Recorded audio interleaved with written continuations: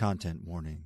The Adventures in HellwQrld podcast talks in depth about QAnon, which means we have to talk about all kinds of child abuse and violence against people. Listener discretion advised.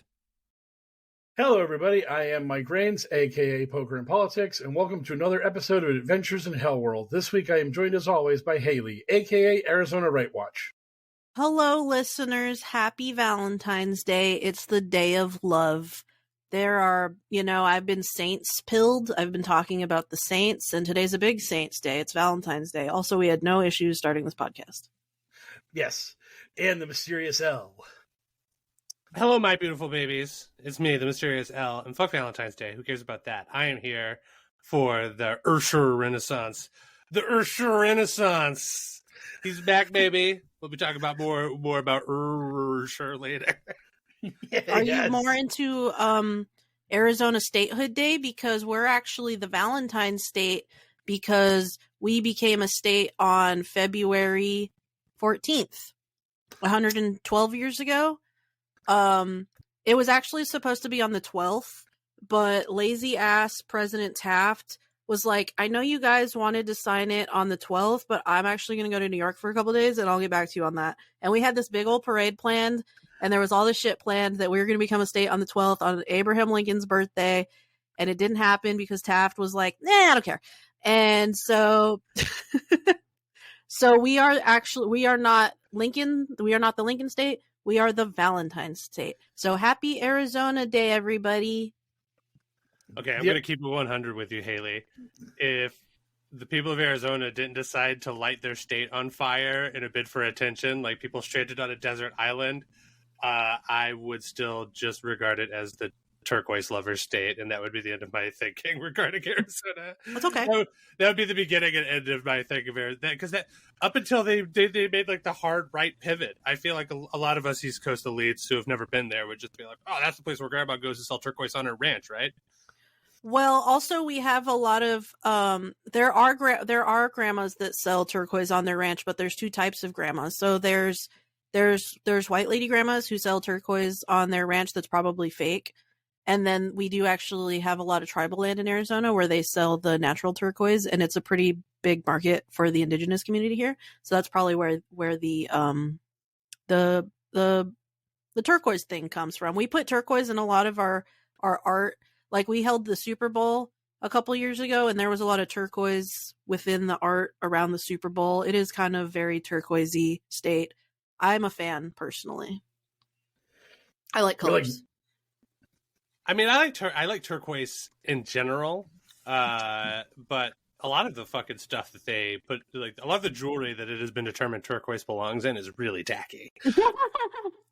Like, I'm just like, wow, turquoise itself looks really neat, and then it's just like, hey, look at this nonsensical thing we put it on. I feel the same way about amethyst.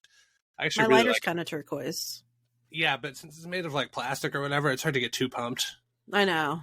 If it was made of real turquoise, I'd be like, see, functional and beautiful. Yeah. I was looking at some of the reviews for our podcast on Apple, and no, Zero stars. Talks about nothing for the first 15 minutes. Yeah, that's true. if only I would have taken that to heart. The two reviews that I found most useful were one where a guy said, I would have given this podcast another star if they didn't do their bit talking about Elon Musk's weird penis for a minute every episode. And it's like, buddy, we haven't done that for months and months and months now. I don't even think in the Haley era we've really got into that. So I think we did a couple times. That excites me because it clearly means they're going through our back catalog, which is great. If they stuck it How many stars did he give us? Did he give us a full 5? And is he saying he would give us 6 if he could? Or did he give us a solid 2? I think he gave us like 2 or 3. I forget which one that was. Fuck yeah. That's an honest review, Yeah. And fair play. If he stuck it out, imagine how excited, listener, if you're still here with us, imagine how excited you're going to be to know that we haven't done that bit now for a hot minute. Yes. And the other review that I listened to was basically that we're too disorganized, which is totally true and 100% That's so acceptable. True. And but the thing that really hit was that, quote, Haley's talents are wasted. And I was just like, man. Who said that? Someone said that? Yeah, someone said that. Yeah, seriously, yeah. This person was just like, man, I don't know why Haley's hanging out with these two chuckle bums, but boy howdy. So I was just like, man, I totally approve of this, because listeners, leave a review that that shits on me but says, "Why is Mike hanging out with Haley?" I'll even it out. Even it out. No, I don't want that. No. It was just, that was just awesome. I was just like, when I saw that, I'm like, yeah, that's fair. That tracks. I allow this. but like a lot of big brained armchair quarterbacks, I don't hear any particular ways of how we're supposed to be using Haley any different coming out of your mouth there, anonymous listener. Make a freaking suggestion. No, it's actually our job, I guess. Yeah. I'm sorry. Haley can get in there and mix it up whenever she wants. I do. Sometimes I appear on things. Yeah. If only the listener knew how often Haley was looking at her phone while we record. I mean, my God. I can multitask.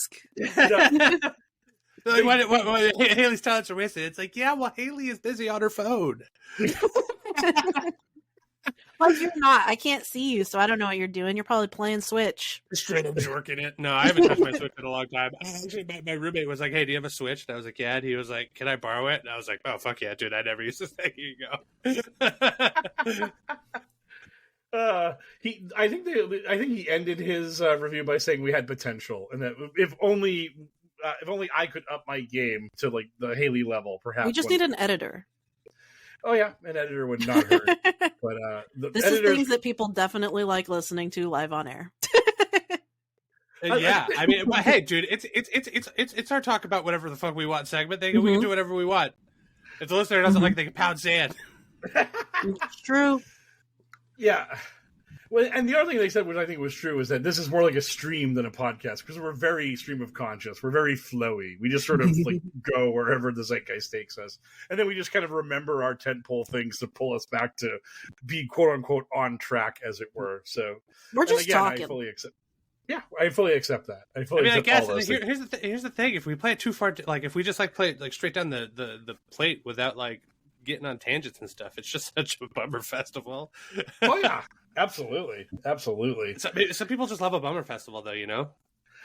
Yep. It's true. Those are the people that are just like, dude, you really need to watch Midsummer. And I'm just like, I know what that movie is. And can I acknowledge that it's great without watching it? Like, I give it to you. It's great. I loved it. I love the part where the thing happened. It was very thought-provoking. And my thoughts are still provoked. 10 out of 10. The thoughts still provoked. It's like when someone tells you to watch a movie that's like, it made me cry so much, and it's like, well, what's it about? And it's just like, it's just about a relationship falling apart and a couple divorcing, and it's like, I don't want to see that. I don't want to see that at all. I don't know why you're recommending that movie, and I don't know why you think that sounds like an entertaining movie. That sounds depressing. I don't feel like crying and thinking of my parents, so I'm gonna go ahead and not watch that.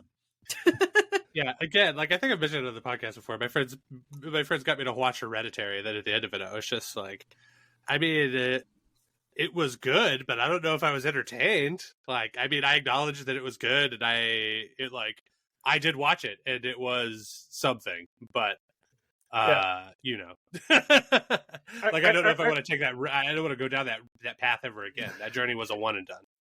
Yeah, I remember Elle bringing that up, talking about like watching Breaking Bad, where it was just sort of like Elle was just saying, I have to get myself into a headspace where I'm just going to be like upset, or just like I want this like depression to hit me, and then I can watch Breaking Bad, because it's just like this show just is about a guy like falling apart and his life being like shit. So, and it also just takes place in like Burbank or whatever, and it's filmed like everything looks like it's like filmed, and it's just brown covered in Vaseline. I mean, that like the show just like looks brown. I think it was New Mexico.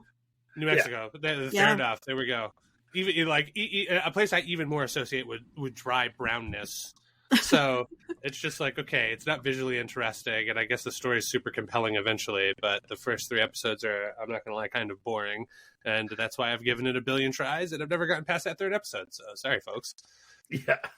But again, you have it on credit. 10 out of 10, perfect, dude. Walter White, oh my god, his fall from grace, so crazy. You know, I loved it. Yeah. The whole time, I loved it. When he asked him to say what his name was, like a badass, so cool, you know? Running around his tidy whities, icon. Love it.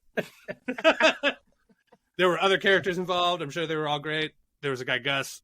He was so Gus, you know? Just absolutely. Did you watch Better Call Saul? I've never seen it, but I hear it's good. No, I bet it's great too, but probably not as good as Breaking Bad, according to most people. So 9 out of 10, it's no Breaking Bad. Okay. Yeah. I think my mom was more into Better Call Saul than Breaking Bad. I've heard a lot of people say they're more into Better Call Saul. That's why I was asking. Yeah. I feel like it's probably just safer to not stir up the people who really love Breaking Bad and insist that it's the best show ever. Okay. It might be. I don't know. But those people are very passionate, so I'm usually just like, hey, yeah, it's so... They're like Swifties, but for TV. Yeah. It's like, dude, it's no Breaking Bad, am I right? And then just like, yeah, absolutely. And then we do bro dabs. And then like I go secretly have better, cooler conversations with my The Wire is the best TV show ever friends. And we're just like, dude, The Wire, am I right? And then we do you actually like The Wire? Dude, The Wire slaps. Okay, because I do like The Wire. Yeah, The Wire. Dude, the Wire's fucking mad good. Yeah. Love that show. Yeah. All-timer. Who says we're unfocused? We always meant to be talking about The Wire. Yes. I agree. I almost just accidentally left. I almost accidentally pressed the leave button on this app, so we'll be more careful. Bro, my dream is us to do a 15-minute podcast where we just talk about a small assortment of pop culture shit and then call it a day. That would be the greatest recording schedule ever. Imagine how many of those we could put in the can in one day and then just like never have to worry about it. Just be like, all right, we did our podcast for the month. Who's in the news is going to be all Super Bowl, which is kind of pop culture. Yeah. Dude, but we're gonna be. Well, I mean, I'm hoping that the Super Bowl usually draws out the real crazy shit. I'm hoping that this year it's especially crazy. We'll see though. But that's we got a ways to go before we get there. First, we have to get through our whole amuse-bouche. It's time for a light sampling of insanity. Get ready for the amuse-bouche. Tucker Carlson's in our bouche, the headline star of our bouche, for his big interview he did this week. In which we all got a nice, sick Russian history lesson, etc. For more information on that, I'll toss it over to Mike. Mike, how did Tucker's big interview go down? Really poorly, really unbelievably poorly. The fact that Tucker opened his interview by saying, "Okay, guys, here's a disclaimer about why my interview with Putin sucked," and then they play the interview. It's just like, holy shit.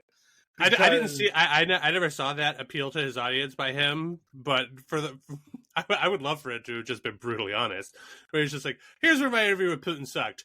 They had me by the balls once I was in Russia, and I just had to sort of let him sock puppet me, because if I ever tried to resist, he would just throw me out of a 4-story or higher building, and then I would be dead. So I'm Tucker Carlson, and here's Vladimir Putin telling us about Russian history. Yeah, like just the thing is that this episode was very obviously like Tucker was supposed to get in there and Putin was supposed to give him the shit about the Ukrainian biolabs and how gay people are terrible and all that kind of just dumb right-wing identity politics bullshit. And Tucker asks him, so why'd you invade Ukraine? Expecting to get biolabs talk. And then Putin is just like, through a translator, because the thing that's really funny is that everyone says Putin speaks English very well, but he refuses to do it. He just does this like alpha Chad bullshit where he just makes you listen to him say Russian and have a translator speak for him.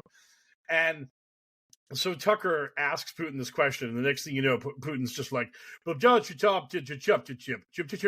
translator is just like, in the 8th century, there was a time when, and it's just like, oh my God, like what is Putin doing? And Tucker, the whole time, like people timed it out. It was like a 37-minute history lesson about Russia over, I think, 1,000 years, and like how the Ukraine is not a real country. Factually it is always accurate, I'm sure, right? Oh, 100%. Mm-hmm. Yeah. Ukraine has always been basically Russian property, and Putin has a right to just take it.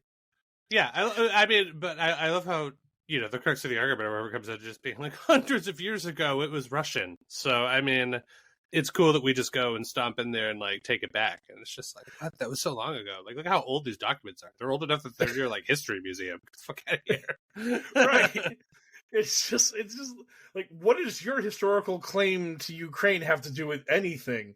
And if that's your logic, doesn't that mean you're going to try to, like, I don't know, basically conquer all of Eastern Europe up to half of Germany, because that's where the Red Army was at the end of World War II?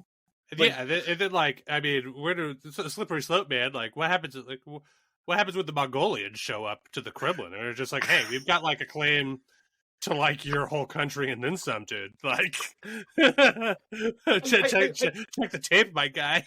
Yeah, I think it was the former president of Mongolia posted that on social media. He was like, "Hey, I found this ancient map of Mongolia." It was just like, "Oh yeah, that's hilarious." I mean, but yeah, like that shit's like that's why, you know, that's not really how that works. because again, like I'm sure that there are a lot of indigenous people the world over that would just be like, oh shit, it's just that easy. My fucking god, dude, look at all this evidence that this is ours. You know, like it's insurmountable. Please fuck off.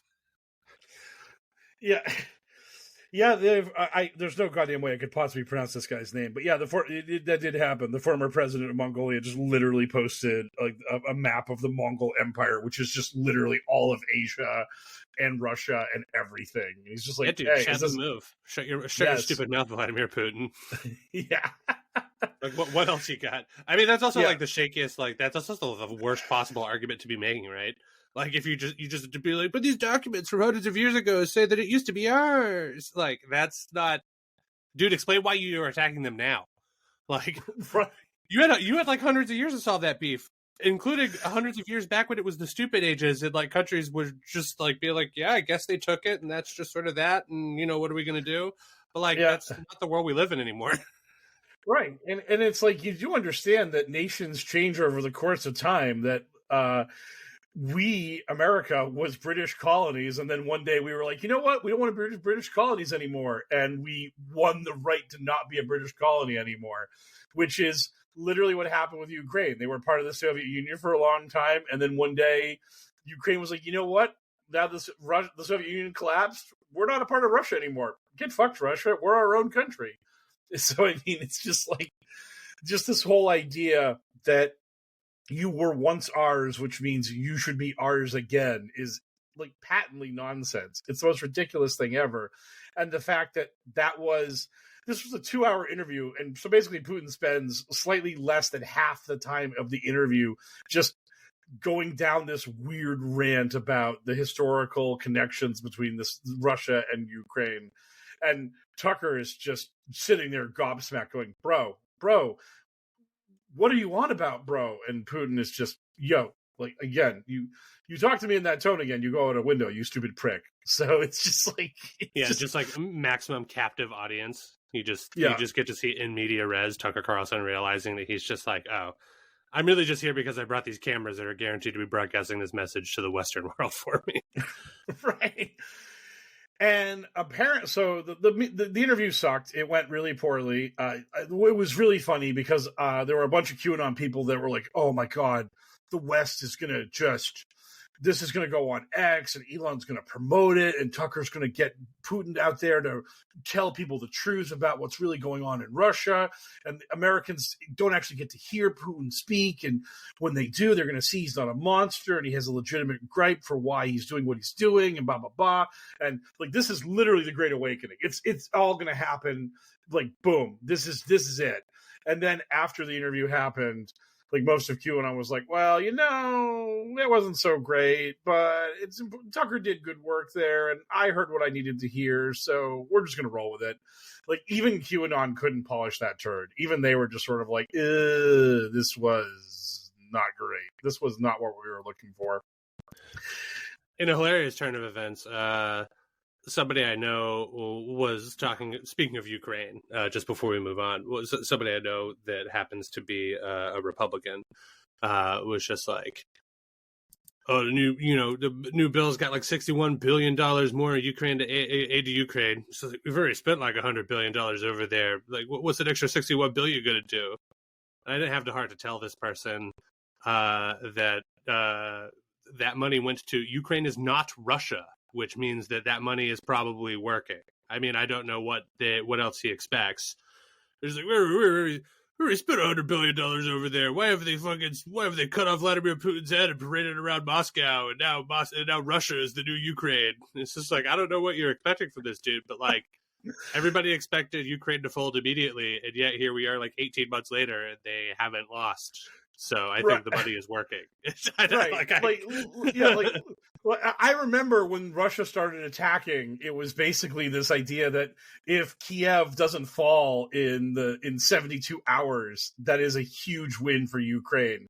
And now here we are a year and a half later, and basically, like, in this interview with Putin, in this interview with Tucker, Putin's basically saying, well, if I get some of the eastern sections of Ukraine and can keep those, I'm going to call it a dub. And it's just like, wow. Like, they literally went from, we're just going to conquer Ukraine and it's all going to be ours, lickety-split, to we're just going to try to grind it out over years of just brutal attrition warfare to get a chunk, to just get a piece of Ukraine.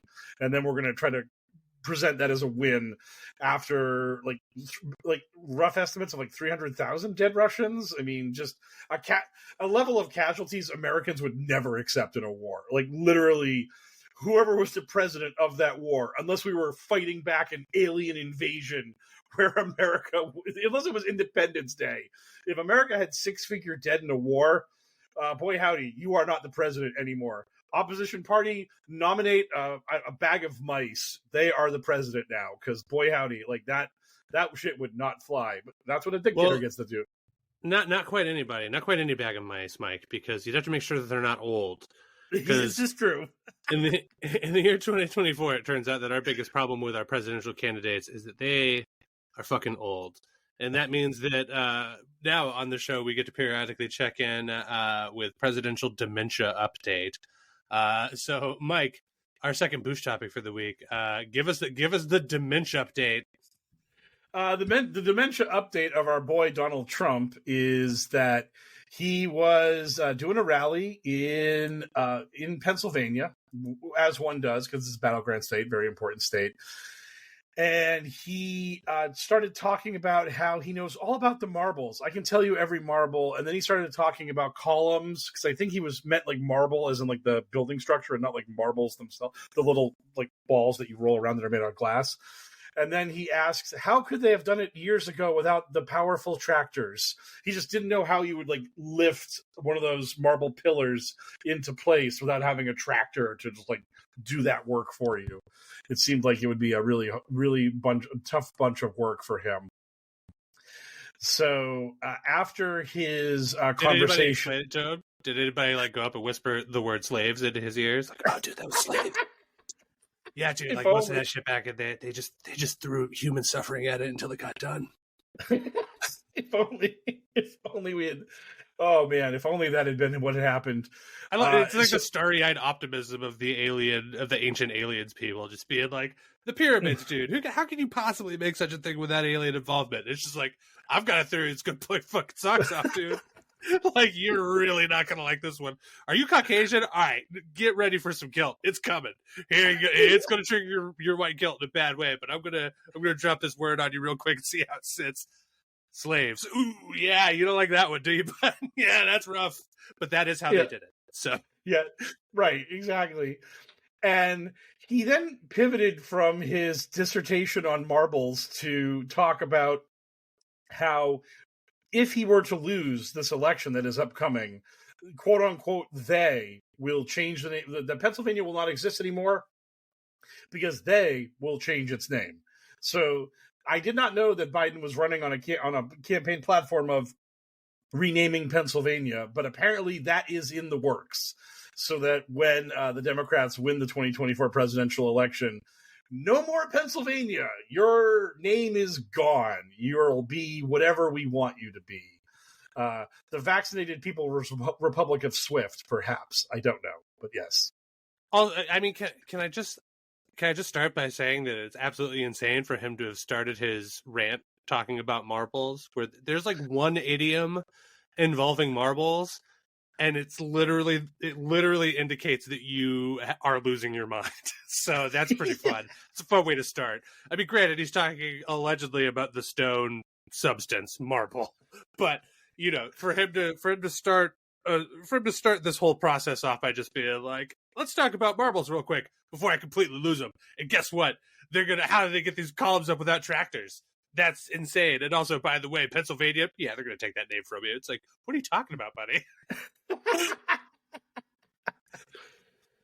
Yeah. Why? What's up with the name conspiracy? Has anyone deciphered that? I heard that soundbite going around. Does anybody know what the fuck he's talking about?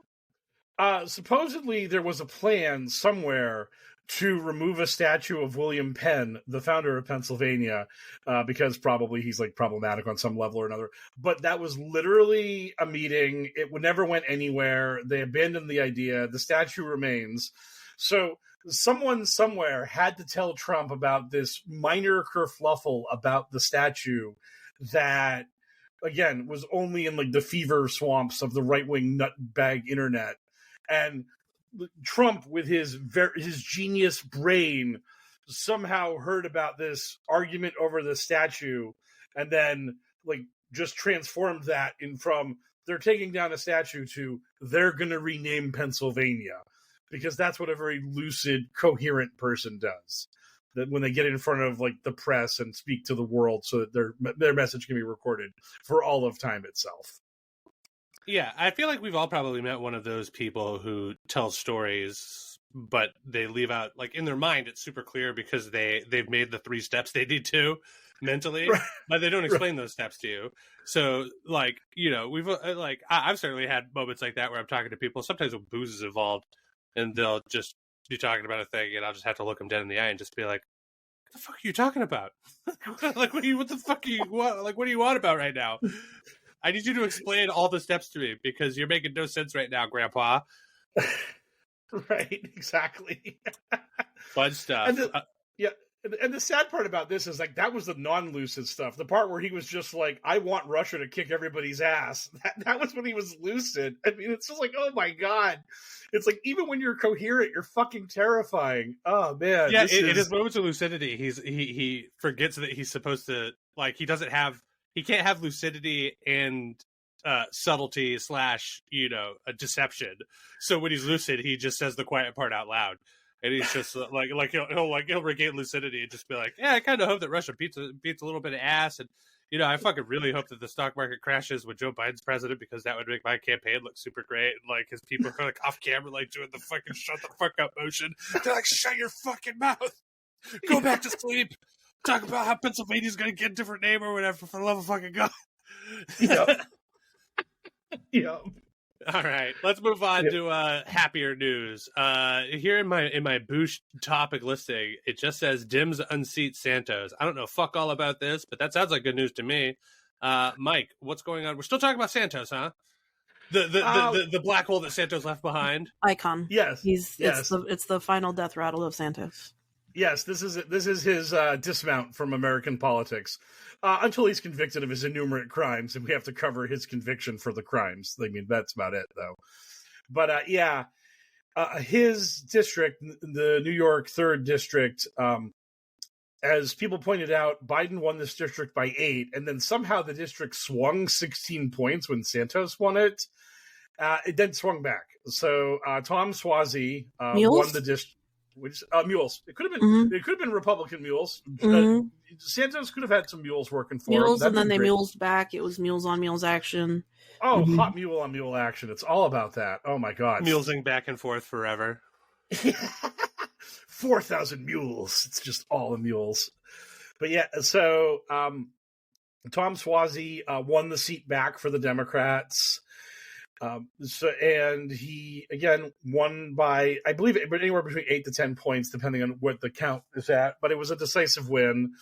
The best part about this is Steve Bannon screaming that it was rigged when the Republican who lost, she said, "I lost. I congratulated my opponent for beating me. Good job, buddy." Donald Trump threw a fit and said that she blew it and she sucks. And Trump himself declared, "I want to be loved," which is something a very rational person should put out on social media. It's like that's a great thing for a robot to say, I want to be loved. Yes. No way Taylor could endorse sleepy old Joe. Oh God, that was the greatest thing. We're gonna have to talk about that during the Super Bowl part, because man was that thirsty. Yes, that was. I just want to be loved by you, Taylor. Can't Robo Trump deactivate until the headline segment. Robo Trump, back in your fucking closet. Sorry. Yeah. So all of this happened. Mr.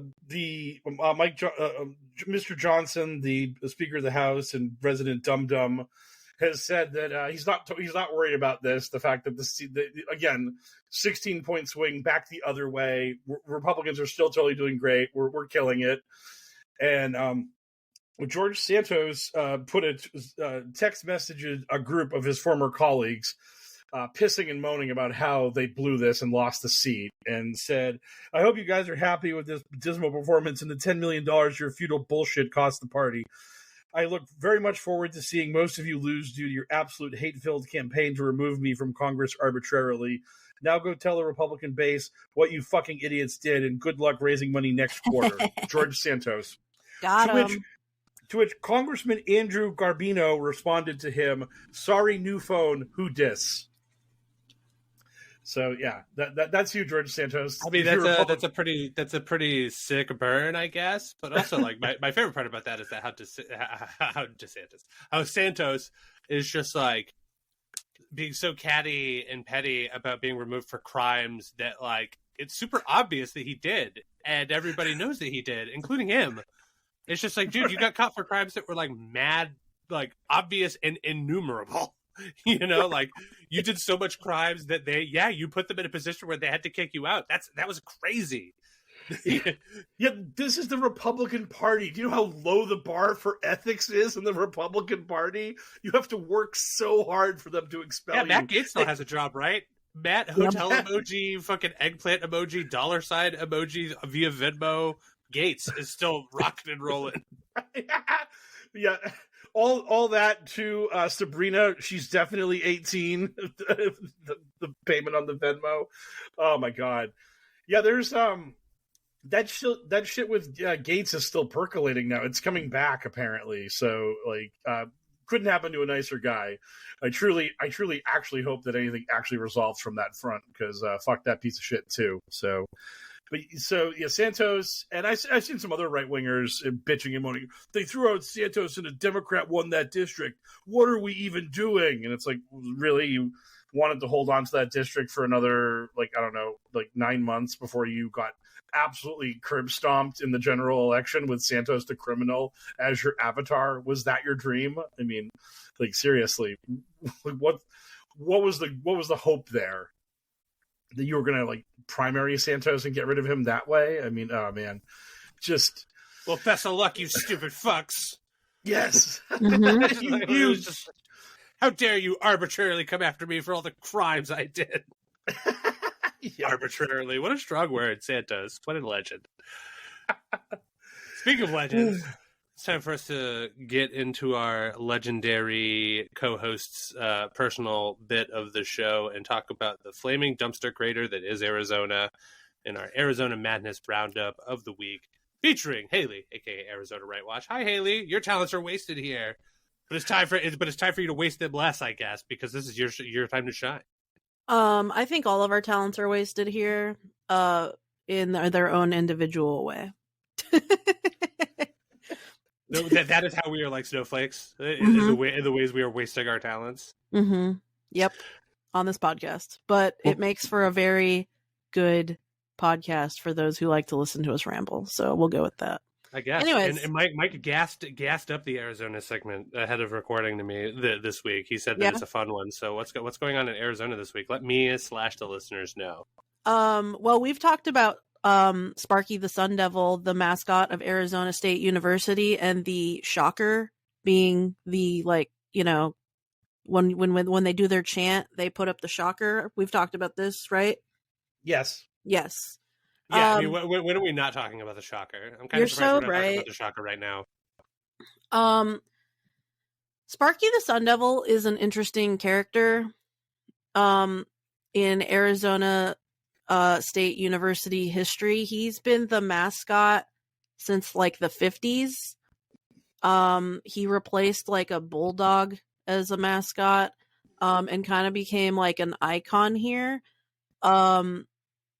The guy who created him used to work for Walt Disney. So there's kind of like, if you look at Sparky the Sun Devil, he kind of looks like Walt Disney. He looks a little bit like in the face.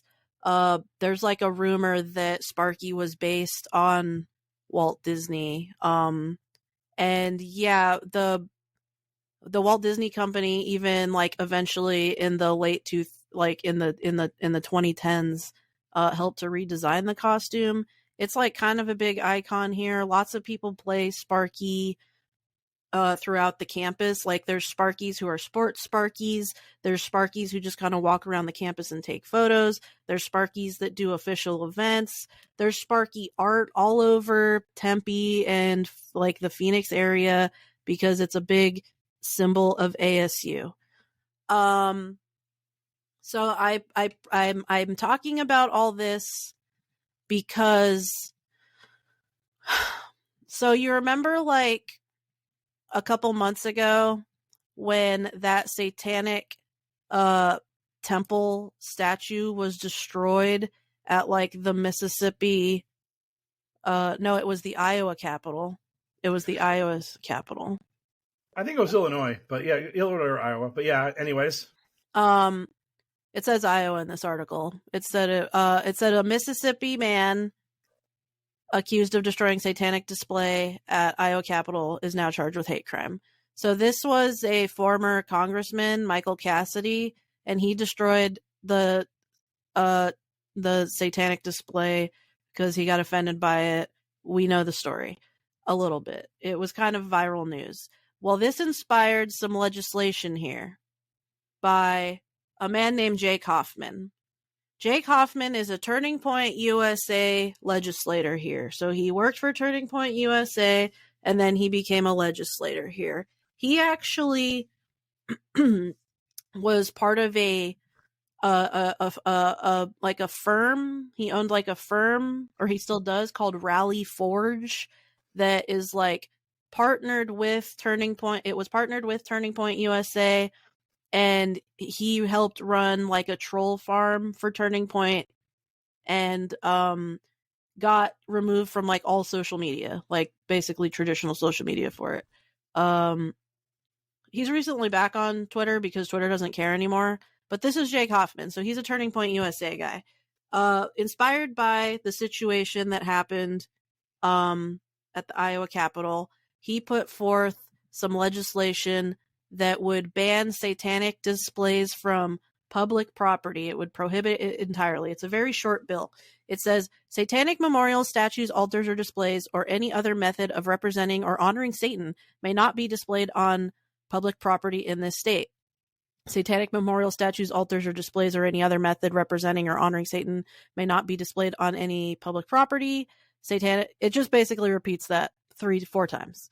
They're calling it the Reject Escalating Satanism by Preserving Essential Core Traditions Act, or the Respect Act. Politicians love that shit. That is one of L's favorite things, that the Patriot Act actually stands for something.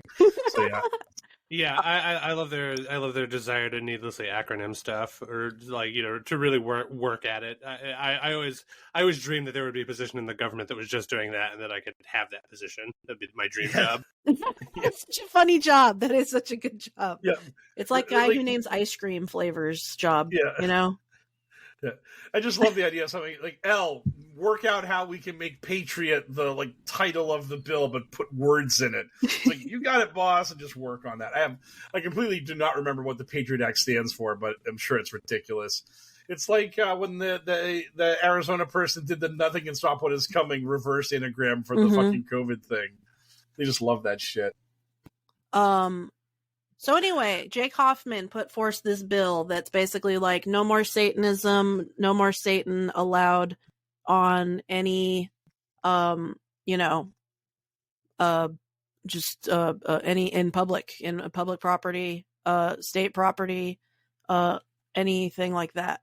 This is obviously against the fucking First Amendment. I think that's pretty obvious. The Turning Point USA, we love freedom, we love the Constitution, we love all that. Free but at the same speech. time, it's pretty obvious the founding fathers hated Satan, obviously. Mm-hmm. That's kind of what they said. Except for the fact that they were also apparently all involved in these like double secret, like, you know, cults that became the Illuminati and the Freemasons and all that shit. They love Satan, but the good ones hated Satan. See, this is part of my problem, is because, like, I'm not trying to be a bitch and debate lord here, but, like, there were some Satanists, obviously, that spoke out against this bill at the meeting, and it's like, Jake Hoffman clearly believes in Satan, but from a Christian perspective, as he's the bad guy. But he's just upset that some people don't view it that way, and it's like, it's just odd to me. You know, it's like technically you also believe in Satan, man. You know? Satan is part of your mythology. He's just the bad guy, and we can't cheer for him. This would be akin to having a bill where if I go to a wrestling show, I cannot cheer for the bad guy. When the bad guy punches the good guy, and I go, yay! Like, I'm arrested. I'm just, like, dragged out. You can't cheer for the evil foreign bad guy who's fighting our all-American good hero. And it's like, I bought my ticket. I can do what I want. I'm like, no, you can't. I mean, it's so silly to me to be mad at Satan when Satan is a loser who is not all-powerful, and if God wanted to kill him, he would just do so. But, like, that's what your religion tells me is what would actually happen in a fight between God and the devil, and yet the devil still exists. And you can't explain that. And you hate not explaining it, so you have to do stuff like this and just be pouty and sad. So, obviously this won't pass, you know? Like, even if it does, even if it managed to pass, Katie Hobbs would not sign this. And it's totally going to cause so many legal issues that they're going to get sued into oblivion. This is literally just a waste of fucking time. But it did pass through committee because, of course, it did. All the Republicans pushed it forward. The one Democrat was like, so we are banning religion? Does nobody see what's wrong with that? And Hoffman, he doesn't agree with the argument that to be a Satanist is protected under the First Amendment, because he kept saying, like, Satan is the antithesis of religion. And it's like, I don't know. It just feels so, like, nitpicky about, like, how we can perceive Satan, even because he believes in Satan, that it's funny to me. But this is also bringing about the conversation. The local media is kind of like, they're less focusing on the fact that, like, you know, they're going after people's religious rights, and they're focusing on, like, are we going to lose Sparky? Our iconic mascot of Arizona and ASU? This is horse shit. Yeah, who are we going to get out there to throw out the shocker for us? The reason why I said, oh my God, was I'm just imagining Governor Lake just with a shit-eating grin on her face as she signs the anti-Satan bill. And she's just like, I'm keeping Arizona pure and God-loving and Christian. And now the anti-Satan bill isn't... She would probably have used like 100 pens. She would have like used so many pens. And then she throws up the shocker. Yes. She's doing like the princess wave, but with shockers on both hands. She's like, yeah, we really did it. And everyone's just like, yeah, that's right. Dude, 4 and 2. That's crazy real estate. Okay, let's I mean, that is fun. I just always love it when people are going after Satanists, because Satanists don't do anything. They don't do anything but lightly antagonize people that are easy targets. They're like the Mike Raids of religious orders, and like I like it works so easily. They feel like God needs like a guy to pass bills for him. You know, it's like he can't deal with Satan on his own. He needs Jake Hoffman to pass some bills protecting his good name. Christian God needs a lot of people on Earth to do a lot of his light work for him. I'm just going to say that right now. You know what I mean? Yeah, someone said that about like the border bill that got quashed that got killed by Trump. They were like, this border bill was decreed by God as a boomerang to backfire upon the deep state. And it's like, why doesn't God just turn Joe Biden into a pillar of salt? I mean, like, why does God have to work through legislation? Why? He's God. He can do anything he wants. It's so ridiculous. Oh, God. I don't know if you know the same Mike Rates, but he's turning that man into a pillar of salt. It just takes time. He's just doing it real slow, but it's happening. I mean, oh God, he's just look at him. Yes. Everybody was big mad at Sleepy Joe because of the Super Bowl. Let's go to our headline news. Super Bowl. From the digital headlines to the digital front lines, it's Q's in the news. That's right, Haley. Super bowel indeed. I think that's what you said. It definitely was a super bowel. I'm pretty sure you said super bowel. Super bowel. Yes, super bowel, whichever one it was, happened. And, of course, as scripted, Taylor Swift won and brought her boyfriend and Patrick Mahomes, who, I guess, with them, who? But no, Taylor Swift was there. So was Ice Spice and also some guys. I don't know. Who cares? But also commercials happened. and some people found out some uncomfortable truths about Jesus Christ, and there's a big debate about that. It was great. I love the Super Bowl. Ursher was there. Alicia Keys never missed a note. Perfect. So there's a lot of stuff we could talk about. I don't know how much of it is relevant to QAnon, so I'm going to toss it over to Mike to figure out. Mike, let's talk about the QAnon of it all first, before we get all tangent-y. We got a listener out there who said we're a little too unfocused. Yes. So the first thing that we would bring up is the fact that the Super Bowl was in fact rigged and stolen, as QAnon always believed it would be. The Kansas City Chiefs did in fact win the Super Bowl, as was predetermined. And to be fair, I stopped watching the game like early because I needed to take a rideshare someplace and I didn't want to get soaked on the price or the time. And it was like still 10-3 San Francisco 49ers. And I got home and instead of turning back on the Super Bowl, decided to go to bed. And when I went to bed, I was just like, Kansas City's going to win anyway. I mean, they were behind at the time of that thought. And I just went to bed knowing I was going to wake up and my friends were going to be hoisting their invisible trophies above their head because they live in Kansas City and being like, yay, we did it. So it was scripted and good for them. You know, they set off the payoff and delivered it adequately. Yeah. This has led to a bunch of QAnon promoters and right-wing dipshits to talk about this. They've made this claim that the NFL is quote-unquote registered as sports entertainment, the same as the WWE is. And this claim is all over right-wing media, and I don't know where it comes from because there's no such thing as quote-unquote registering as sports entertainment. That is not a real thing. There is no grand registry of athletic endeavors where you can register as quote-unquote a pure sport or as sports entertainment or as just entertainment. The term sports entertainment was coined by probable serial rapist and absolute monster Vince McMahon because he hates the term wrestling and he hates wrestlers as a term. So he came up with sports entertainment as a way to try to rebrand wrestling.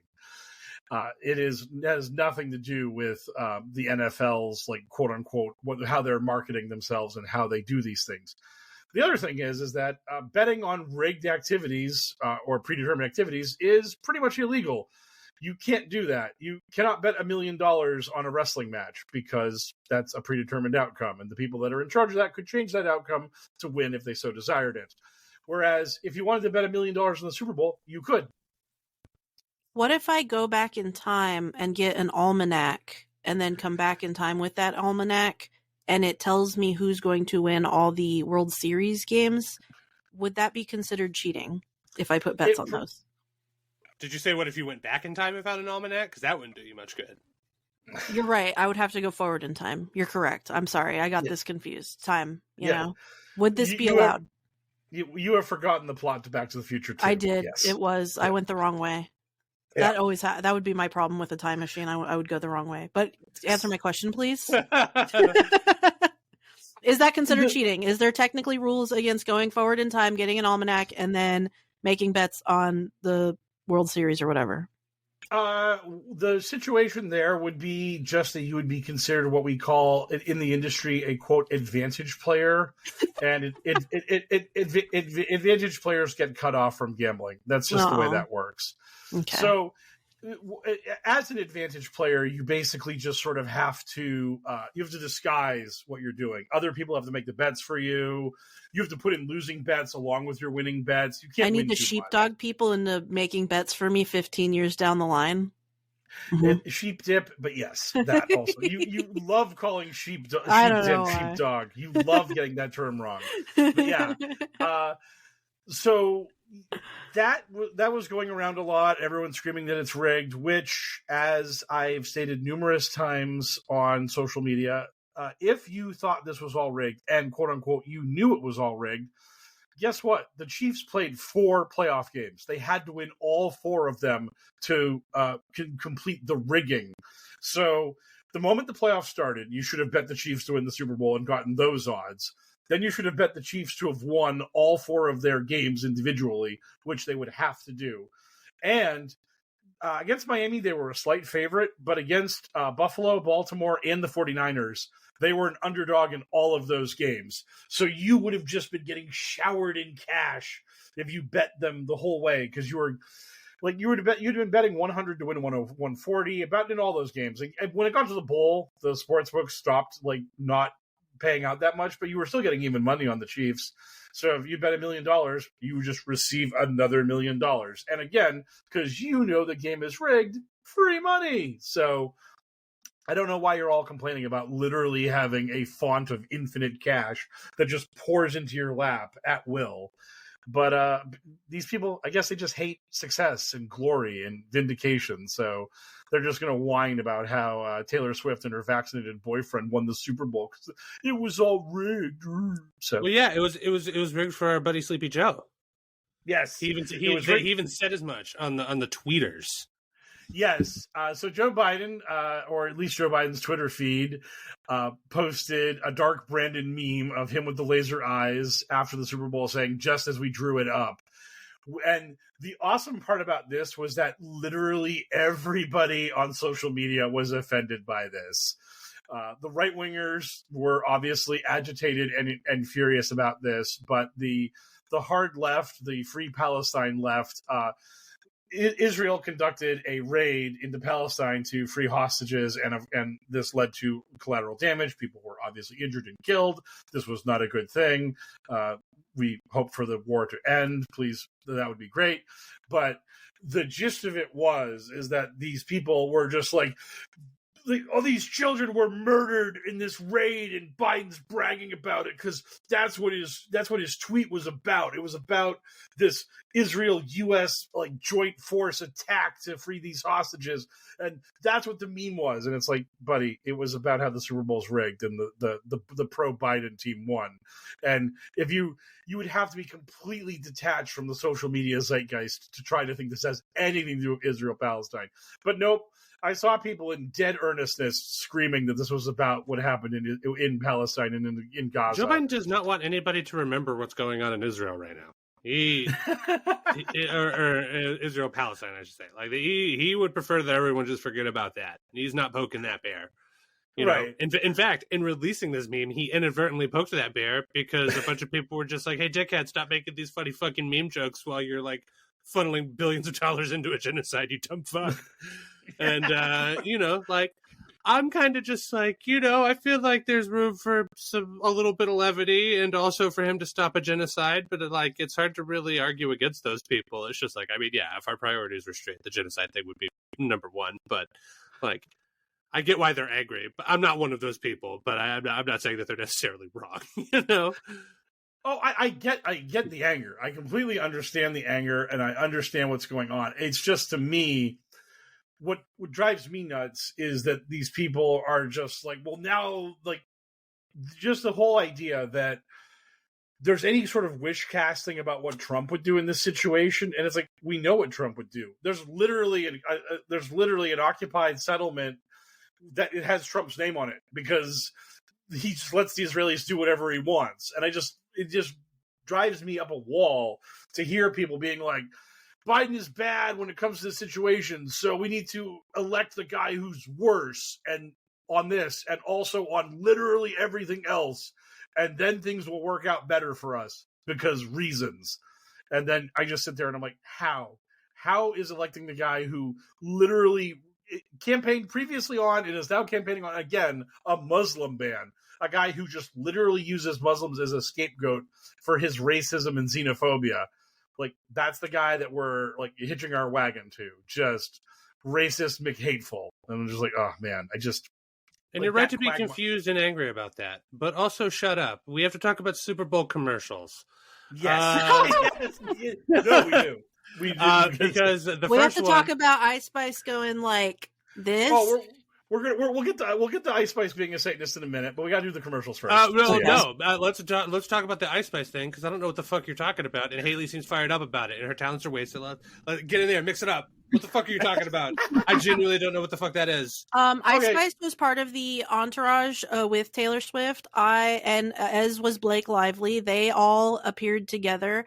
I know that this is literally, I'm not even going to lie, I didn't watch a second of the Super Bowl. I didn't watch the halftime performance. I didn't watch a single commercial. but I did see Taylor come in with Ice Spice. I like Ice Spice. I like Munch. Someone get me a Munch crop top. And Ice Spice also looks cool all the time. They have cool fashion. I like Ice Spice. And they were wearing a necklace that was an X. It was not an X. It wasn't a cross, but it was a cross. It was a plus sign. It could be a Greek cross or a plus sign. Yes, plus sign. It was a perfectly equal. Like you're drawing a window. It's just the two. It's a perfectly parallel line. It's a perfectly maybe it was a shuriken. The vertical line, and they are it's perfectly centered. It could have been a shuriken. It was not a cross, just to be clear. But so she was wearing that, and then when Usher performed, she was dancing and for exactly 0.5 seconds, she kind of with her hands did a little dance with her hands, and it put up like the little what's my. Okay, that's pretty intense. Silent caribou. For those of you listening at home, Haley is doing the silent caribou hand motion where you take your middle two fingers and press them down onto your thumb, extending your pinky and index finger so that it looks like an animal with some long ears. We always or little demon horns. Or little demon horns, if you want to be a weird Satanist about it. And that's where most people took it. And for some reason, it's making my camera go wild. Are you guys seeing this? I mean, yes, Mike and I are saying this, but our listener are not. So yeah, this is wild. This is a new feature unlocked with hand gestures. They're not going to be nearly as impressed by the laser light show. No, they're not. But anyway, so she was doing this, but doing a little dance for like literally a second, and I saw that getting baked to all hell. I actually got 2 notifications from the Reawaken America tour that was about the Super Bowl, and one of them used Ice Spice in it. And it was just to sell tickets to their Reawaken tour, and it was Super Bowl or Super Ball. Putin Tucker highlights, Taylor Swift, Musk's X app, and Reawaken in Michigan on these dates, and buy tickets here. Dude, to be fucking fair, if I was gonna have like a huge Satanist convention, Super Ball is a great name for it. It's a good one. That one's way better than Superb Owl. Yeah, dude, Super Ball. That sounds great. That could be like a fucking metal album or a metal tour. Yeah, if we ever actually do a Blood Bowl league that makes it to completion, the Super Bowl is definitely the championship game. Can you call that the name of the episode? Can you use Super Sure. Ball? Okay, Done. thank you. Done yesterday. Yeah. And then the next one that the Reawaken tour sent me was Swift, Ice Spice, and Satan worship at the Super Bowl? ? Schwab, 4th Industrial Revolution plans. Dollar going away? ? Buy tickets here. So they're doing good. And that's all I know. What I heard is that Ice Spice is very much into K-pop, and that Baby Metal likes to throw up that hand gesture as it's like supposed to be like the foxhound. It's supposed to be the fox sign, and so that was basically a shout out to Baby Metal. And of course, because anything that looks vaguely like the hook 'em horns sign or the devil sign is something that infuriates and antagonizes these people. If you do anything with your hands, basically, except just like wave them generally back and forth, you are agitating the right-wing lunatics. So yeah, and they also indicated that the plus sign or potentially Greek cross that Ice Spice was wearing was an upside-down cross, and that was more Satanism. And they were very much invested in this. I mostly know the Greek cross controversy because this was something that Chelsea Clinton wore. Ice Spice's plus sign cross thing was large. It was basically like 2 inches. Both halves of the plus sign were very long, whereas the one Chelsea Clinton wore was very small. It was this very tiny little plus sign of a cross.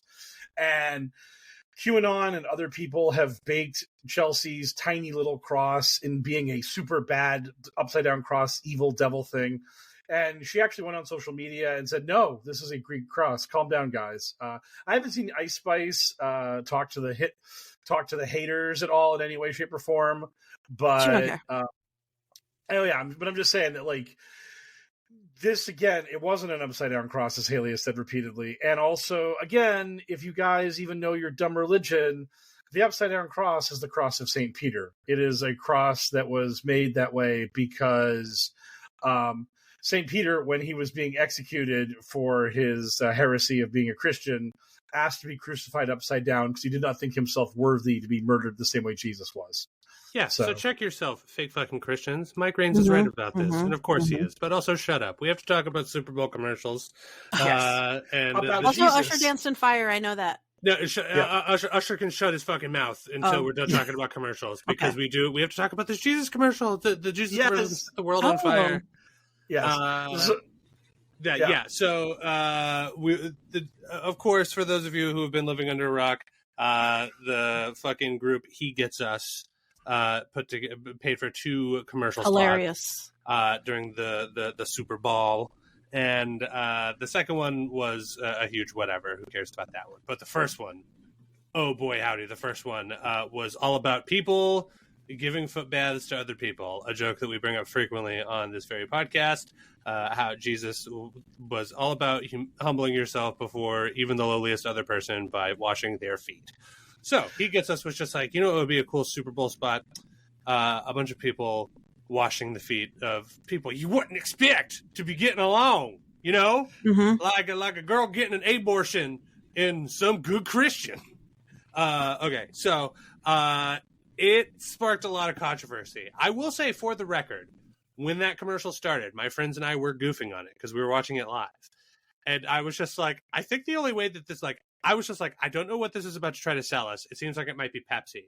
But the only way this commercial is acceptable, if it is by Christians, for Christians, and the message at the end of it is do better. And that is kind of what the commercial was. So I was just like, dude, I have to give him credit. That is kind of what the commercial is. But if you look into that group, they are, of course, monsters. Shocker. But the foot bathing thing is pretty on the nose. But I'd like to see what my 2 co-hosts have heard. The scuttlebutt vis-a-vis the foot bathing, foot fetish, Christ loves feet commercial. Yeah. Oh God. So the QAnon side of this thing is very upset. They were very mad about this. One guy I follow says the He Gets Us Super Bowl commercial is nothing but a sick, woke fantasy using Christianity as a shield to subliminally shit on conservatives. And then it goes through all the different people getting their feet washed. And the big thing is that this person is very upset about the fact that, in general, a white person who is basically representing the conservative is the one doing the foot washing, and the liberal is the one who is getting their feet washed. And that this is... and that's enraging because the liberal should be a Christian to reflect reality. Yeah. Right, and this is how this moron he goes through all the lists, and he says each slide contains a left-wing talking point, and the image is used to make them look superior to us as we are their humble slaves. It's humiliation porn for libs. It's like, buddy, do you not know how fucking Christianity and Jesus works? The whole point of this is that Jesus, the literal Son of God, the most powerful entity in the world, is showing to us his humility, that he is doing for the least of us that which should be done, that washing their feet, tending to their injuries, caring for them. Like, that's literally the whole crux of Jesus' message. Also, for the record, in that book, typically the ones that everybody else is like intentionally just being like, nah, that's not the sort of person you should fuck with. You know, like lepers and prostitutes and stuff. Like, yes, like Jesus' whole deal is finding the one you would expect the least and then washing their feet. That's kind of his deal. Right. Yeah, I mean, this is Bible 101. This is that which you do to the least of us, you do to me. It's just, that's the whole message. And the fact that this guy's like, you're having the white good person wash the feet of the bad person because they're trans, or they're going to kill their baby, or they're some sort of other degenerate freak, and this is wrong and bad. And I don't know if Haley's seen this, but Charlie Kirk has also thrown a fit about this ad. Charlie Kirk is very upset about last this ad. year too. This is very funny. Or 2 years ago. So when the Super Bowl was in Phoenix last year, was it last year that it was in Phoenix? It was. Yep. The He Gets Us campaign also aired some shit during the Super Bowl, and it was a similar thing. I didn't actually see these recent He Gets Us commercials, but I did do a little bit of a deep dive into them last year when they had their shit here. Because it had a similar theme. It was like, look at these two people that should hate each other, but they aren't, kind of. There was like a cop, hugging a black man type of thing. There was like a clear Jacob Chansley knockoff, like just in one of them. Yeah, there was like, mass nurses with fucking the Liberty over lockdown people, like that's like they had signs that was clearly like they were anti-lockdown. You can tell that this is causing a big ripple in like the community because of like its religious connotations, bringing out a bunch of idiots, being about a lot of vocal about a bunch of shit, because it has completely overshadowed what I seem to think is like some pretty obvious usage of AI in this commercial. I mean, the whole thing. Interesting. I should watch it. I was like, dude, this whole thing looks like AI to me. Like, I'm not sure if that's like, I can't 100% corroborate that, of course, but like just looking at it, it triggered my AI sense. And I haven't heard anybody talking about that shit. Everybody's giving them credit for making these real arts by hand, showing all these people doing this foot bathing, and I'm just like, yeah, I don't know about that, but maybe. I mean, you would hope so, but. But so the project is all like this subsidiary. It's like part of this nonprofit called the Servant Foundation, like Hobby Lobby. The Hobby Lobby co-founder is like part of some of the funding behind this. A lot of their funding is anonymous. They literally have on their website, it's like, because the story isn't about us, it's about Jesus. It's about Jesus. Yeah. Huh? Yes. He gets us, Jesus. You see what we're doing here? But that Servant Foundation, like, also funnels big bucks into Alliance Defending Freedom, which is a hate group here in Arizona that is like kind of responsible for like every time there's a anti-LGBT or anti-reproductive type of legislation, or like when Roe fell, or how they're going after, birth control and the abortion pill. These people are usually behind it. They suck. They're a Christian fascist organization headquartered here, and the Servant Foundation funnels big bucks into them.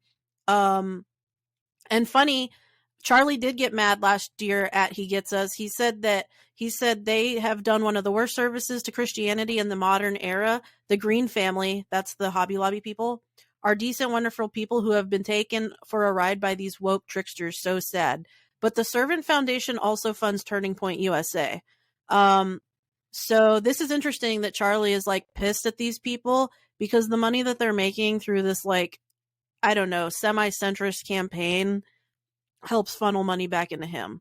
I even have some He Gets Us stuff because they were handing it out for free last year at the Super Bowl, and I just ordered a bunch of it because it was free. So I have a whole box of He Gets Us stuff.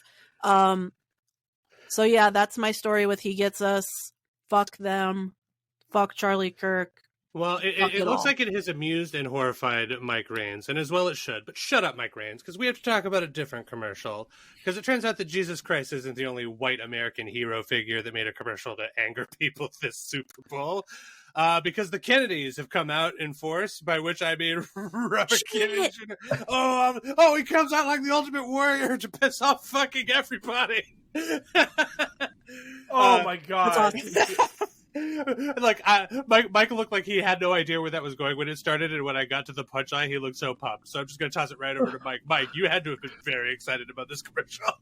Oh my God, I almost fell off the couch when I saw that, because this ad is, so if you haven't seen the ad, it's literally just an ad that repeats the name Kennedy over and over again, and it's all just a bunch of the images and the iconic like look of the JFK 1960 presidential ad, but they just AI or CGI imposed Robert Kennedy Jr. over JFK, and they just put him in all the ads. The ad literally expressed no information except that Robert Kennedy is an independent and he's running for president and you should vote for him. And by the way, did you know his last name is Kennedy? He's a Kennedy. You should vote for the Kennedy. And that's it. And you could just tell by the way the ad was constructed that this is literally just an attempt to siphon votes away from Joe Biden, because it's just, hey, Democrats, do you remember the Kennedy name? Well, guess what? There's a Kennedy running for president. Don't you want to vote for a Kennedy? Your grandparents probably told you about how they voted for Kennedy, and then he got shot, and they were sad. So, like, this whole thing was just literally a desperate attempt to, trade off of his last name to try to get some attention for him, because it didn't bring up any of the things that he actually believes in, like the fact that he's a raging anti-vaxxer, the fact that he is a conspiracy loon besides all of that, the fact that he pals around with Steve Bannon, and Bannon was probably the one that gave him the kick in the ass to run for president in the first place. Like, or anything, really. It's just sort of like an assortment of images about him in this, like, ditty that I guess, like, was all the rage back in, like, 1962 or whatever. But, you know, it seemed like it was just, like, a fucking... These days, it just seems like a bad imitation of, like, an Eric Andre bit, like, about, like, a campaign ad from the 60s. It's really disconcerting. And part of it is just the fact that, like, they're, like, a lot of the parts where our new Kennedy boy is in there instead of our classic Kennedy boy, the original vintage Kennedy boy. It's all stuttery and weird looking, but, like, in a distracting way, not like an authentic film reel way. Like, it's just like, it looks like sloppy work. It's a very bizarre watch. I mean, when it came on live, I was just like, what is going on? Especially because I had no context for the original ad. I mean, that was what I assumed was going on, but, like, it's like I had certainly never seen this ad that was apparently, like, somebody told me they talked about this ad on Mad Men, and that's how, like, a bunch of people that are, like, younger know about it. Like, one of my coworkers was just like, oh yeah, they talked about that in Mad Men. I was like, okay, cool. But to me, it was just very annoying and disconcerting. I was just like, ugh, what is this? Yeah, it was super gross and incredibly tacky, and the Kennedy family came out and denounced the ad and said, what RFK Jr. is doing here is fucking terrible, and we do not condone this. The family says, like, boo to you for this shit.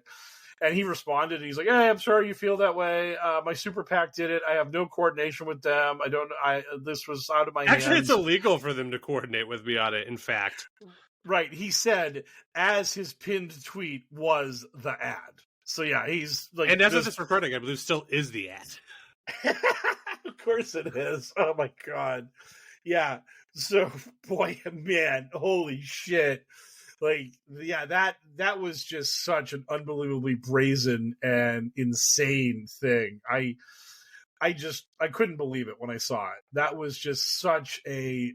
it was surreal. It was just, watching that was such a strange thing, because I was like, man, I really cannot believe the nerve of this prick to just be like, my dead uncle, I'm just gonna literally just steal one of his ads and just put it on TV, and I'm literally doing this exclusively because my campaign, it exists only to try to steal money from Joe Biden, votes from Joe Biden, and that ain't going to work if you ever learn the first thing about me, because there is no connection between the Biden voter base and the RFK Jr. voter base. Democrats love questioning the vaccine. They've always hated the vaccine.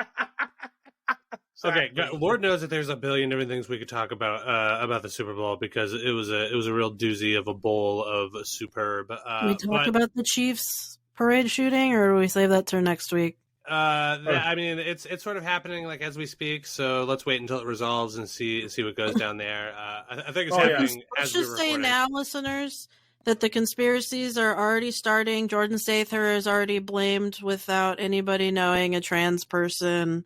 Yeah, okay. We'll get into this next I know. week. I'm just saying it's already starting. You guys know how it is. It's literally happening in real time.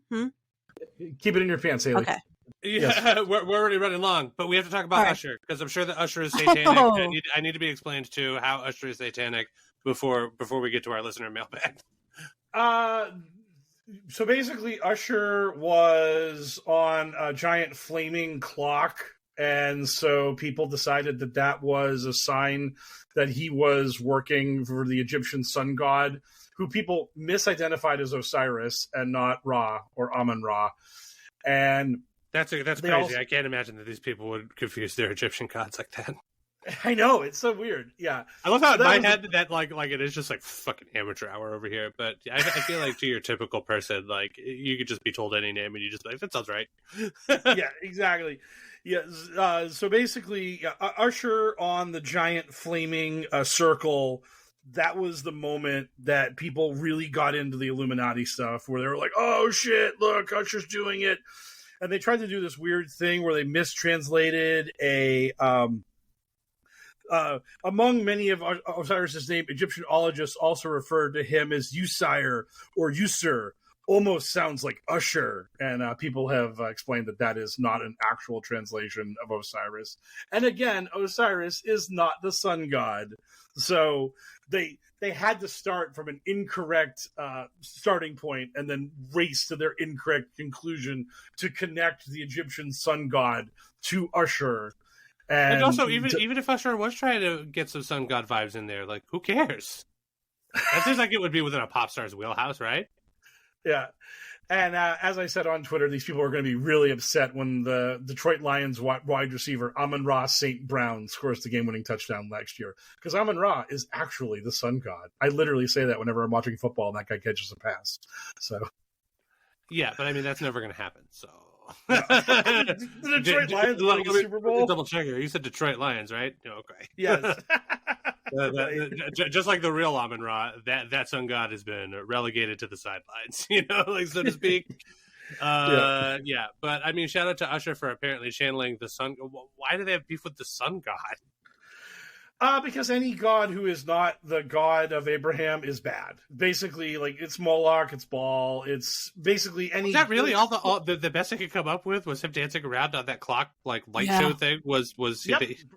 That was the moment. They didn't have anything to say about Alicia Keys on a red piano, or, like, him sitting on, like, a throne at the beginning, like, and then none of that triggered anything. They didn't have anything to say when they came out on roller skates looking like Mega Man characters. No, they had most of their vitriol was at Taylor Swift and Ice Spice. So how many of them were confused as to whether or not that was CeeLo Green when it turned out to be Jermaine Dupri? Because I'm right there with you. 90% of Americans. For a brief moment, I was just like, "Yo, is that fucking CeeLo Green?" I was like, "Fuck no, Usher, what are you doing?" And then I was like, "Oh, thank God, that is a person I do not recognize." And then somebody told me it was Jermaine Dupri, and I was like, damn, time has not been kind to like if 20 years has turned you into a CeeLo Green, then I'm so sorry, Jermaine Dupri. You have my sympathies. I'm sure your life is still pretty fucking great, but everybody thought you were CeeLo, dude. That's not a great look. And then there was the fucking mystery guy under the helmet where everyone was just like, is that fucking Will.i.am? Who's under the helmet? Is this some random guy? Like, we don't get it. Why is everyone on roller skates, Asha? You kind of lost us here. Oh man! I'm very disappointed that the only thing they had beef with was the fact that he might have been fucking making an appeal to the sun god or whatever. Like, that is suitably crazy, and I do like that it's crazy. But I would really have hoped for more out of them. Taylor Swift just sucks so much of the oxygen out of this role. It's like, yeah, sure, the Chiefs are the new dynasty, but who gives a shit? Taylor Swift was sick, shut up. Yeah, pretty much. Oh, I didn't see. Did they give her the trophy? Did she touch the trophy? I did not see her touch the trophy on the field, so I mean, maybe, yeah. A wise decision. People would have shit all over themselves. Did she sacrifice a goat? In order to influence Kyle Shanahan's horrible decision from the overtime, yes. Absolutely. Okay. That's what's in it, yeah. I must have missed that, but I didn't watch it, so. No. Really? You didn't watch the fucking Super Bowl? How dare you? I didn't watch. Better than us? I meant to, and I just couldn't. I tried to force myself to do it, and I was like, you know what? Nah. Yeah. Uh-huh. Yeah. We see how it is. I'm sorry. Next year, you're coming over here watching the Super Bowl with us, and the freeze. Okay. We'll go there in February when it's not like freezing here. It should be here again soon because like there's a bunch of contracts with our new stadium that it's going to be here every few years. Oh yeah. They love putting the bull in Arizona because there's no problem. I'll go to you and then you come to me.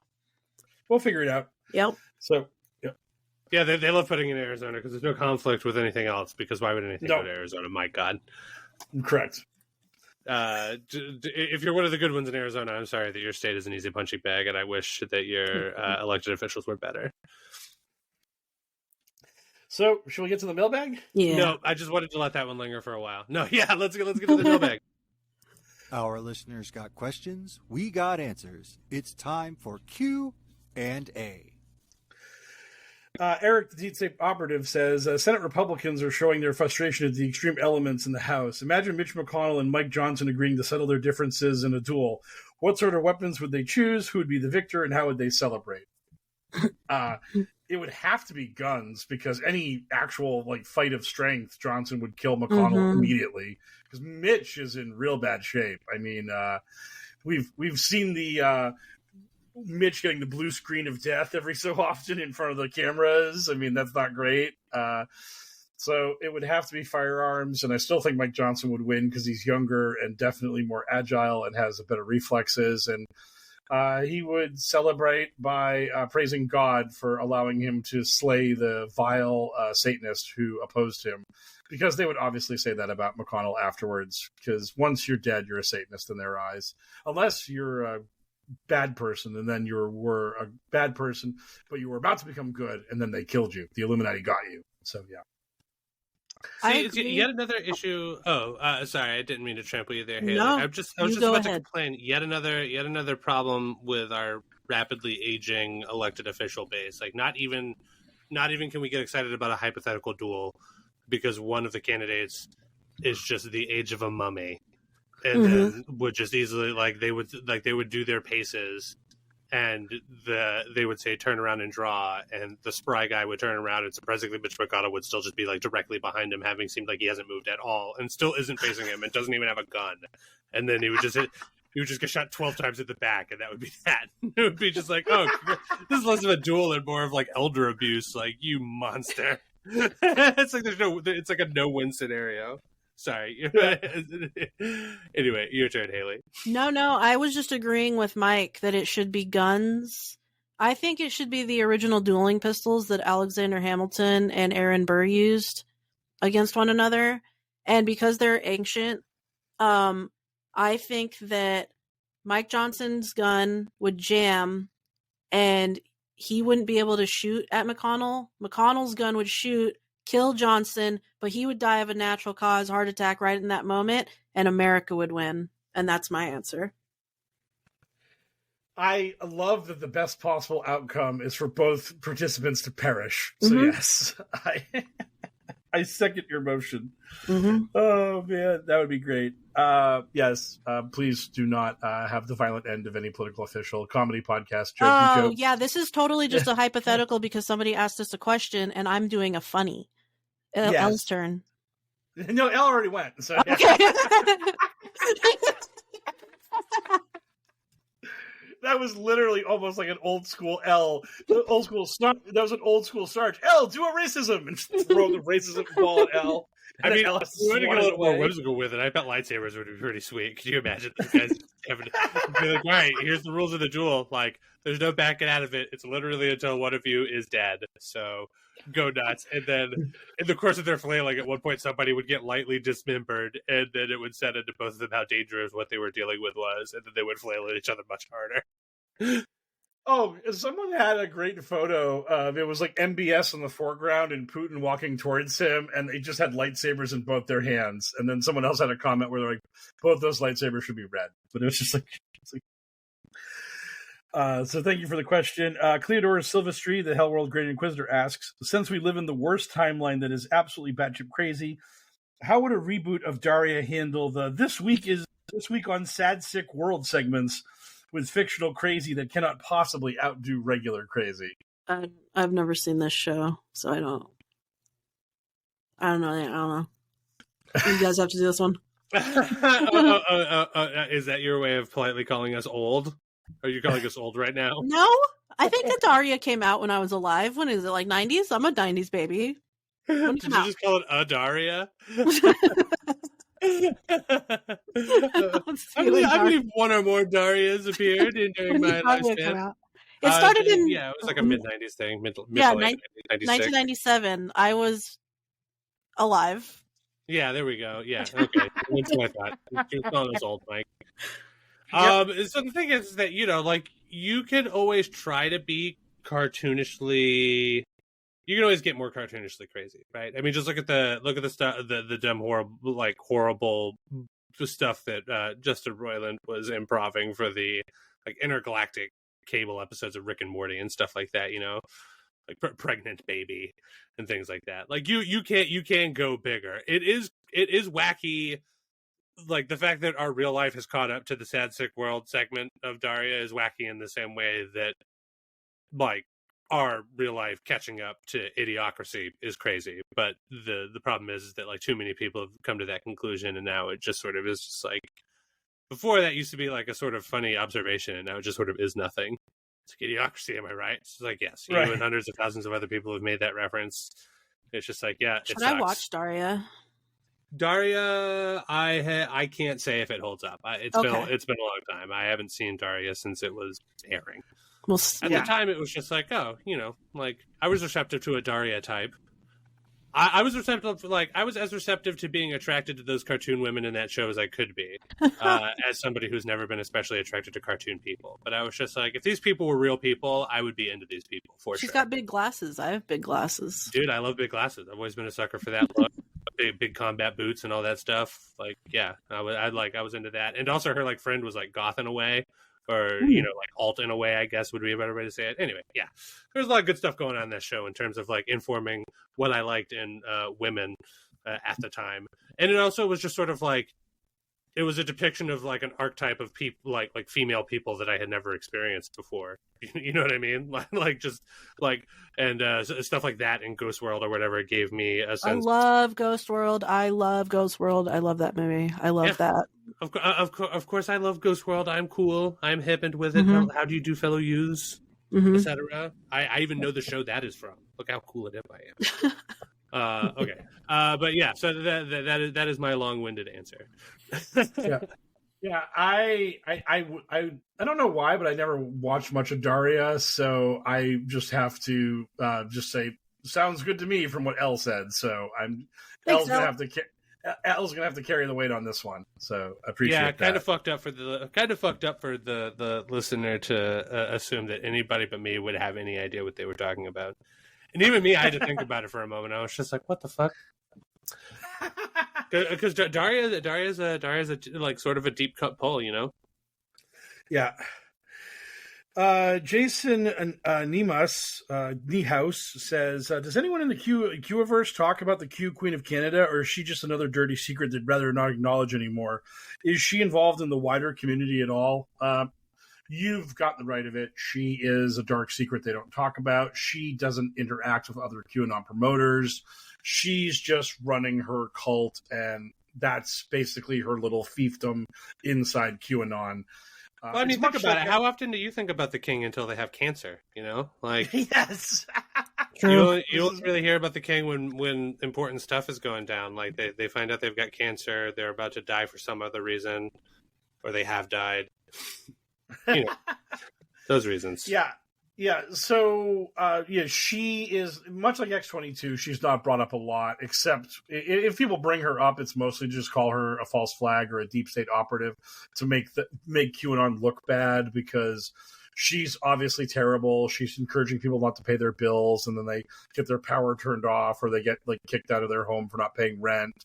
So basically, everything about her is a net negative, so no one wants to associate with her, so they don't. And she just stands to gain nothing by associating with these other people, because her whole image is that she's the secret ruler of Canada / the world. So why would she be associating with Praying Medic or any of these other filthy plebes when she is actually the sovereign ruler of humanity? So that's basically where she stands at this point. And well, haven't they seen that while the Democrats have Taylor Swift, they have Cat Turd? This is true. This is very true. I mean, man, has anybody told the Queen that they have Cat Turd? Somebody get on the horn to Canada. Have they got phones there yet? I don't know if Canada has phones yet. Maybe one day. Maybe Canada can aspire. Somebody send a carrier bird to Canada to let them know. Yes. Yeah, and so she sucks, and she sucks so bad that no one wants to actually associate with her. That's the long and the short of it. And finally, Pancake Peasant asks, what setting has the best spaceship names or naming convention? Bucky O'Hare. Because the righteous indignation beats the shit out of this name of any other spaceship in any other fiction period.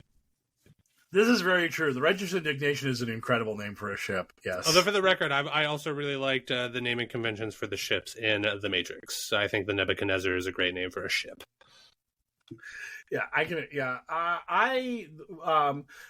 Babylon 5 I love, but when they named one of the ships the Icarus and it had a disastrous voyage, that was like, ooh, that was a little too on the nose. Nobody is actually going to name a ship the Icarus because they know how that story plays out. So, yeah, exactly. It's just like to introduce the spaceship Titanic.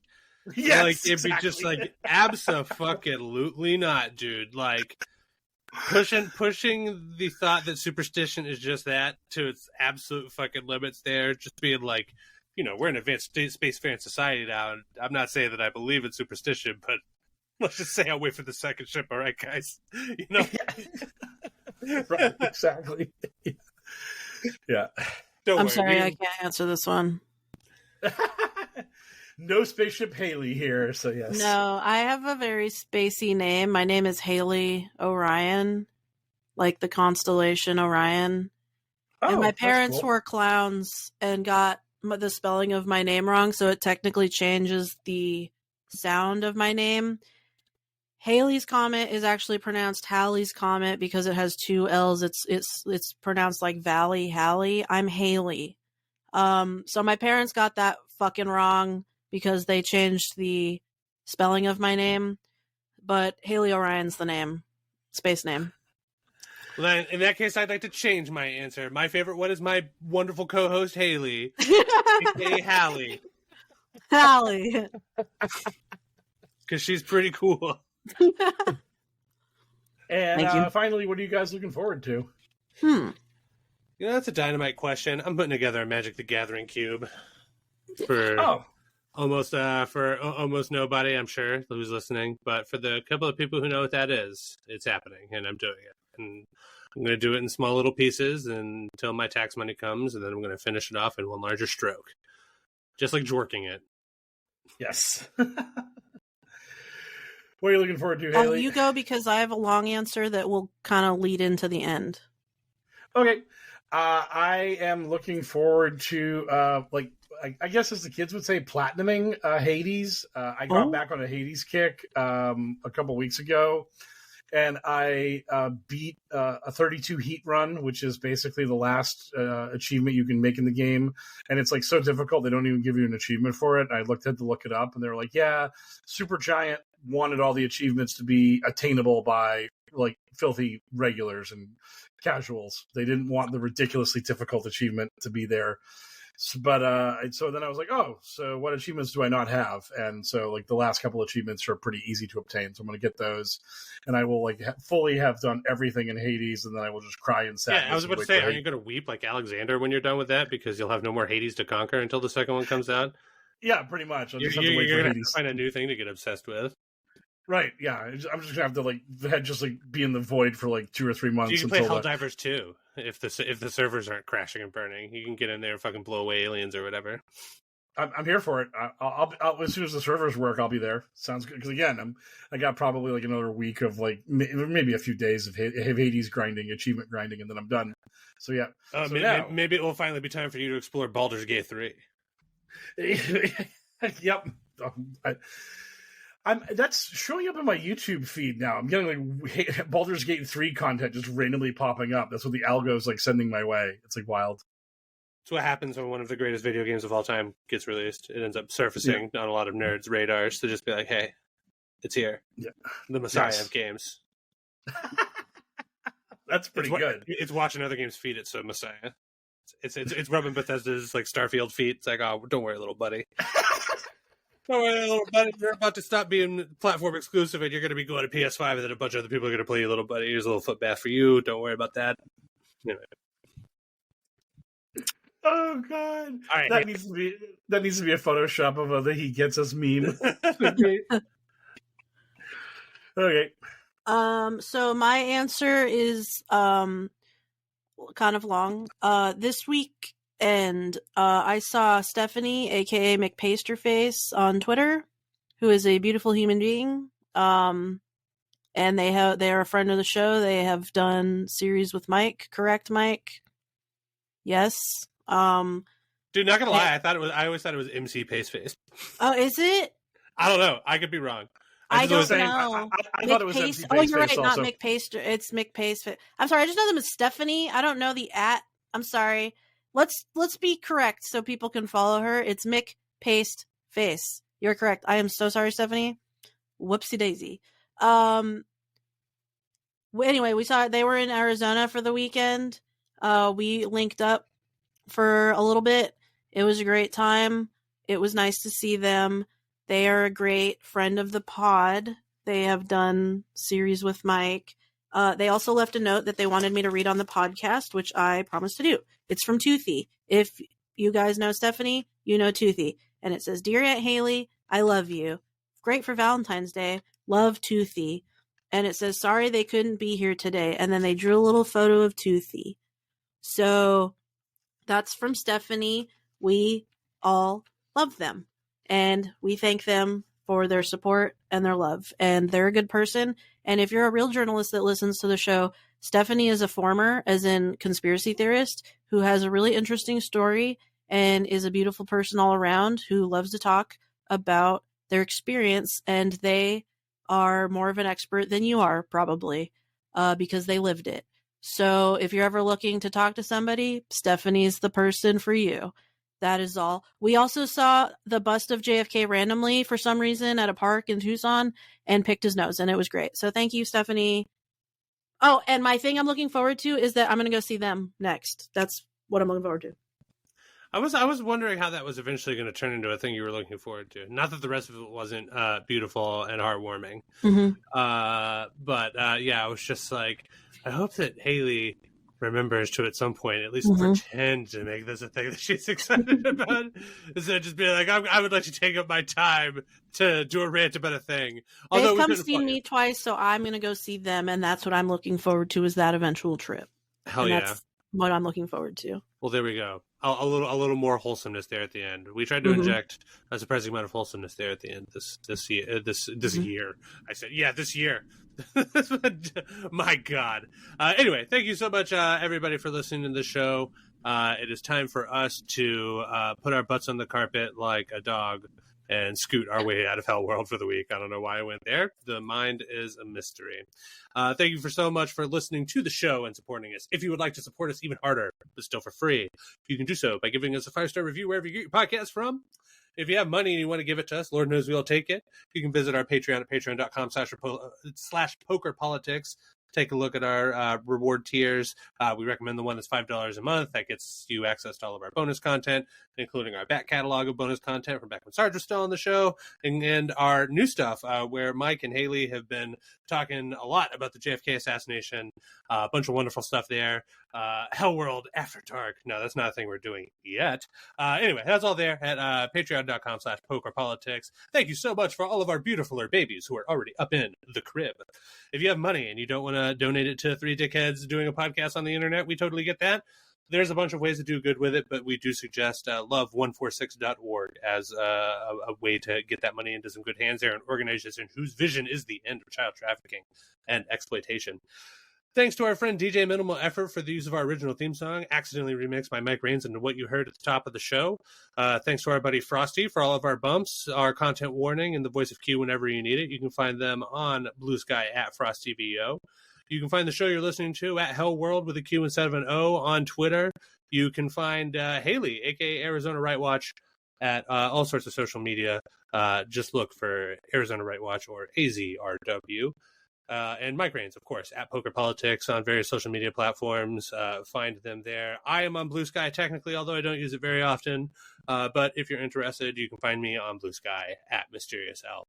So for another successful episode of the Adventures in HellwQrld podcast, I have been one of your hosts, the Mysterious L, joined as always by my co-host Haley, aka Arizona Right Watch, and of course our expert in all things QAnon crazy, Mr. Mike Raines, aka Poker and Politics. Good speed, Patriots!